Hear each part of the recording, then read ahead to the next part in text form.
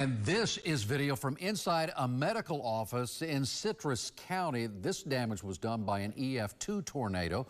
The National Weather Service says that tornado that did all of this damage traveled about 6 miles. Look at the hammers just into the wall. News Channel's Justin Shecker shows us some of the other damage it left behind.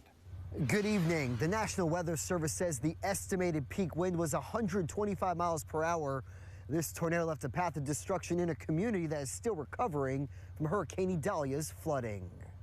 Felt like it was like a dream. Yuli Snell woke up to the sounds of the tornado tearing through Crystal River in the middle of the night. I knew we had a tornado warning, but at the same time, never expected it was going to be here. By morning, she realized her home was in the EF2 tornado's path. All this right here was covered with bushes, like leaves, it was full. It was a full tree.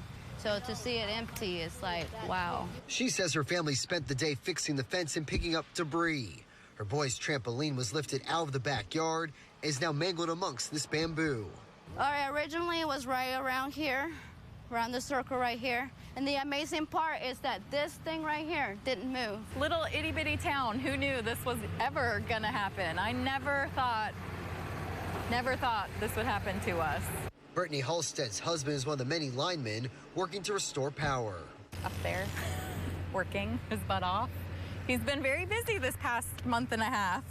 He's gone a lot. Displaced since Hurricane Idalia in late August, she says this tornado is delaying the repairs to the flood damage inside her family's home. We were supposed to pretty much have the basics, the floors and walls completed today. Obviously, that's not getting done. The storm surge from Idalia also pushed several inches of water into Snell's home. Despite the damage from both the hurricane and tornado, she says she's still counting her blessings. Nobody lost their lives. We're still here, we're still standing, and we're still pushing on. And tonight you can see the tornado ripped off the roof from this row of office buildings. The second floor from this section is gone. Thankfully, no deaths or injuries have been reported from this EF2 tornado. Reporting in Crystal River, I'm Justin Shecker, 8 on your side.